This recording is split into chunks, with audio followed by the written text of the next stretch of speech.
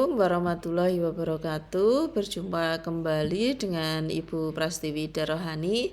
Di sini saya akan membahas tentang kimia hijau dan pembangunan berkelanjutan 2030.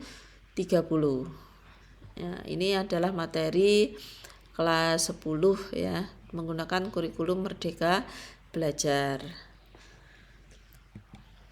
Tujuan pembelajaran kita pada kali ini adalah mendeskripsikan pengertian kimia hijau dan mendeskripsikan pentingnya kimia hijau.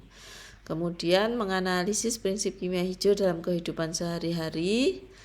Ya, berikutnya adalah mengidentifikasi proses kimia dalam kehidupan sehari-hari terkait hal yang tidak sesuai dengan prinsip kimia hijau. Yang terakhir adalah menciptakan kegiatan yang mendukung prinsip kimia hijau. Sebelum kita memasuki materi, kita akan belajar dulu mempelajari fenomena yang terjadi di sekitar kita, yaitu terjadinya pencemaran lingkungan. Pencemaran lingkungan yang ada di sekitar kita itu biasanya menghasilkan asap putih dan coklat tua yang sangat besar. Contohnya adalah terjadinya pencemaran ekosistem di lingkungan Lebanon seperti gambar berikut. Waktu itu di Lebanon itu terjadi ledakan dari pabrik kembang api.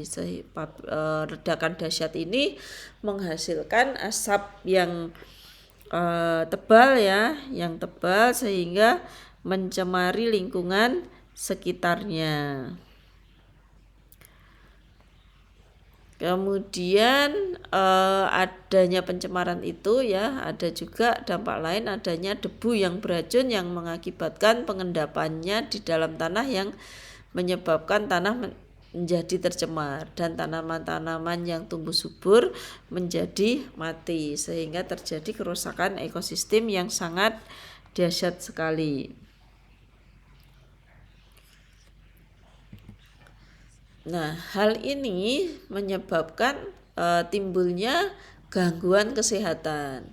Nah, gangguan kesehatan yang dialami oleh manusia dari efek tidak langsung yang disebabkan oleh ledakan adalah perubahan fungsi makrofag dan kekebalan tubuh sehingga meningkatkan resiko infeksi paru-paru. Ini berbahaya sekali untuk tubuh. Nah, dari kita mempelajari stimulus tadi ya, maka pada hari ini apa saja yang akan kita pelajari, yaitu yang pertama adalah pengertian dan pentingnya kimia hijau, kedua adalah prinsip kimia hijau, ketiga proses kimia dalam kehidupan sehari-hari yang tidak sesuai dengan kimia hijau, yang keempat adalah kegiatan yang mendukung prinsip kimia hijau. Yang pertama adalah pengertian dan pentingnya kimia hijau. Nah, kimia hijau itu berhubungan dengan bagaimana mendesain produk kimia dan prosesnya untuk mengurangi atau menghilangkan penggunaan bahan-bahan kimia yang berbahaya sehingga kita bisa melakukan modifikasi dengan mengurangi atau menghilangkan penggunaan bahan-bahan kimia yang berbahaya dengan menggunakan kimia hijau. Karena perlu kita ketahui dampak dari penggunaan bahan-bahan kimia itu kalau kita lakukan terus-menerus itu akan menyebabkan ledakan fisik ya yang ada di bumi ini. Kemudian karena sifatnya yang mudah terbakar sehingga dia menyebabkan pencemaran pada ekosistem. Nah, adanya pencemaran mudah terbakar ini tadi ya menyebabkan pencemaran terhadap ekosistem ini menyebabkan terjadinya perubahan iklim global. Nah, kalau iklim globalnya itu sudah berubah, terjadi pemanasan global ya, efek dari adanya efek rumah kaca dan lain sebagainya. Ini menyebabkan penipisan lapisan ozon, sehingga sinar ultraviolet yang berbahaya bagi bumi itu akan masuk, ya, dari sinar matahari itu akan masuk ke bumi. Nah, prinsip kimia hijau yang kedua, ada 12 prinsip dari kimia hijau, yaitu mencegah limbah, ya. Mencegah limbah itu adalah ini ya, mengutamakan pencegahan limbah ketimbang penanggulangan atau pembersihan limbah yang muncul setelah proses sintesis, serta meminimalkan limbah pada setiap proses. Kemudian manajemen atom yang baik, yaitu adalah memaksimalkan nilai ekonomi suatu atom sehingga mengurangi limbah pada level molekul dengan memaksimalkan jumlah atom dari semua bereaksi menjadi produk akhir, ya. Atom ekonomi di sini untuk mengevaluasi efisiensi reaksi. Kemudian yang ketiga adalah memproses sintesis kimia yang lebih aman, yaitu mendesain reaksi kimia dan rute sintesis, ya, keamanan, ya, seaman mungkin, ya, mempertimbangkan semua bahan yang berbahaya selama reaksi berlangsung termasuk limbah. Kemudian yang keempat, merancang bahan kimia yang lebih aman atau mendesain proses yang melibatkan bahan kimia yang aman, yaitu memprediksi dan mengevaluasi aspek meliputi sifat fisika, toksisitas, dan lingkungan. Yang kelima adalah merancang proses yang efisien energi, ya. Istilahnya memilih jalan reaksi kimia yang paling kecil energinya, menghindari pemanasan dan pendinginan, juga tekanan dan kondisi vakum.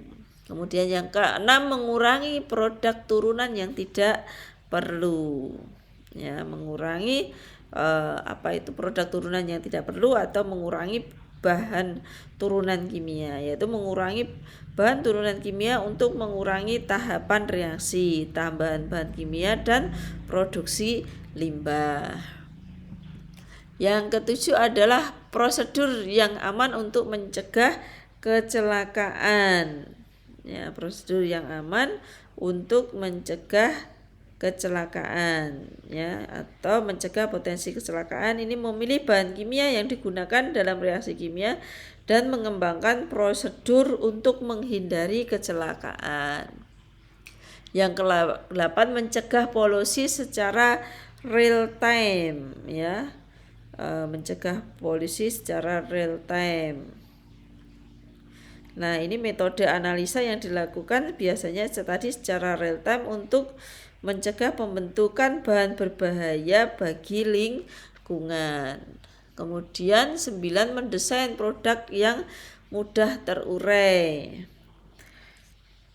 yaitu mendesain bahan kimia dan produk yang terdegradasi setelah digunakan. Jadi bahan kimia harus mudah terdegradasi dan tidak terakumulasi di lingkungan.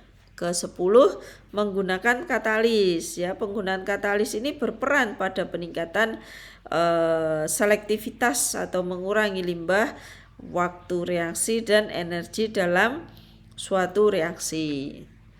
Ke-11, menggunakan bahan baku yang terbarukan, ya.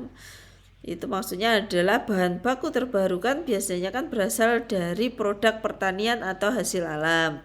Sedangkan bahan baku tidak terbarukan berasal dari bahan bakar fosil seperti minyak bumi, gas alam, batu bara, dan bahan tambang lainnya. Terakhir, yang ke-12, menggunakan pelarut dan bahan pendukung yang lebih aman, ya, menggunakan ini istilahnya memilih pelarut yang paling aman dalam tiap proses serta meminimalkan jumlah pelarut agar tidak menghasilkan persentase limbah yang besar.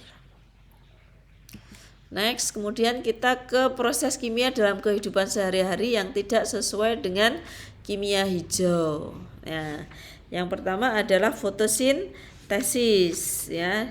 Di fotosintesis ini kita ketahui bahwa tumbuhan itu membutuhkan karbon dioksida ya dan air ya yang diserap dari tanah, karbon dioksida yang diserap dari udara ya, dengan mendapatkan bantuan dari sinar matahari ya, dan pada daun klorofil ini dia akan masak atau bereaksi fotosintesis sehingga menghasilkan glukosa atau C6H12O6 atau gula. Ini digunakan untuk tubuh tumbuhan ya, sedangkan oksigen ini dilepas ke udara.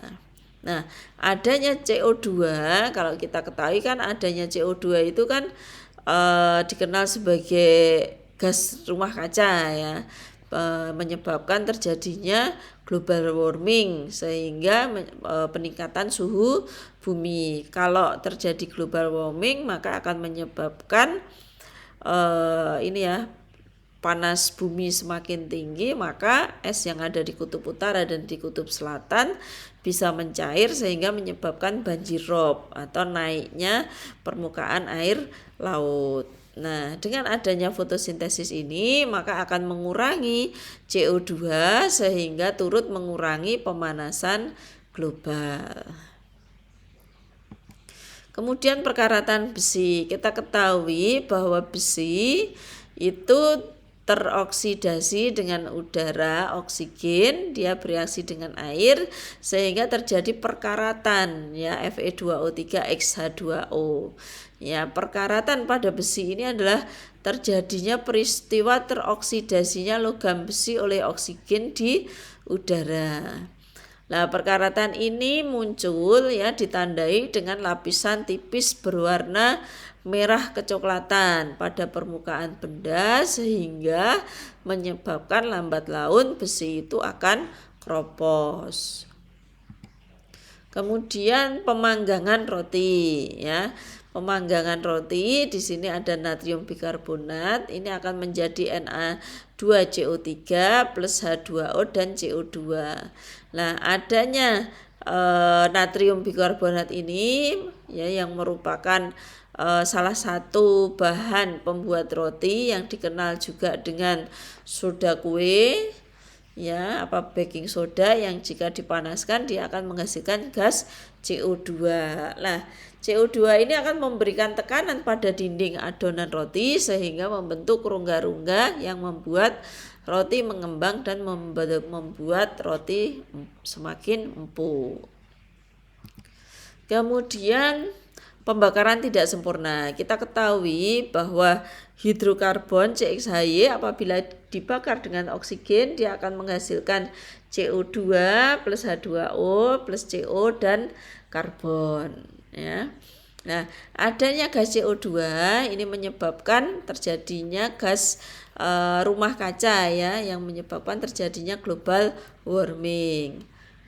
Nah, kemudian gas CO ini akan berikatan dengan hemoglobin sehingga mengganggu fungsi hemoglobin dalam mengikat oksigen karena hemoglobin lebih suka dengan CO ya, ikatannya 300 kali lebih kuat hemoglobin CO dibandingkan dengan hemoglobin oksigen. Nah, adanya pengikatan CO oleh hemoglobin ini menyebabkan manusia itu bisa kekurangan oksigen sehingga sesak nafas, pingsan, bahkan kematian. Kemudian arang atau karbon di sini adalah merusak pernafasan dan mencemari udara.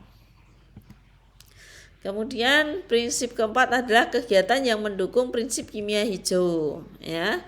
Di sini ada 17 ya.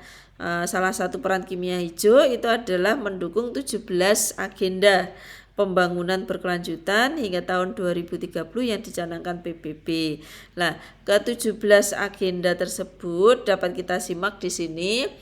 Ada satu, tanpa kemiskinan, tanpa kelaparan, kehidupan sehat dan sejahtera, pendidikan berkualitas, kesetaraan gender, air bersih dan sanitasi layak, kemudian energi bersih dan terjangkau, pekerjaan layak dan pertumbuhan ekonomi, industri, inovasi dan infrastruktur, berkurangnya kesenjangan, kemudian kota dan pemukiman yang berkelanjutan, konsumsi dan produksi yang bertanggung jawab, penanganan perubahan iklim, ekosistem lautan, ekosistem daratan, perdamaian, keadilan dan kelembagaan yang tangguh, kemudian kemitraan untuk mencapai tujuan. Nah, dari ke-17 agenda tersebut, prinsip kimia hijau itu terintegrasi dalam 3 agenda pembangunan berkelanjutan 2030, yaitu agenda nomor 3, kemudian 6, kemudian 7, kemudian 13, dan 14 sama 15. Nah, ini hidup sehat dan sejahtera bagi semua manusia di bumi, tentu karena lingkungan yang aman dan bebas bahan-bahan berbahaya. Sedangkan prinsip nomor 7, energi bersih dan terjangkau dari kimia hijau adalah penggunaan sumber energi yang dapat diperbarui. Indonesia telah berupaya untuk menerapkan prinsip ini, yaitu dengan cara mengurangi ketergantungan terhadap sumber energi fosil untuk menjaga kelestarian lingkungan. Nah, dalam hal ini Presiden Jokowi mengakselerasi penerapan dari biosolar 30 atau B30 yang dimulai pada penghujung tahun 2019. Kini pemerintah melalui Kementerian Energi dan Sumber Daya Mineral resmi mengimplementasi B30 di Indonesia. Jadi biosolar B30 sebagai bahan bakar nabati untuk mesin atau motor diesel adalah lanjutan dari biosolar 20, ya. Seperti itu. Seperti ini materi tentang kimia hijau.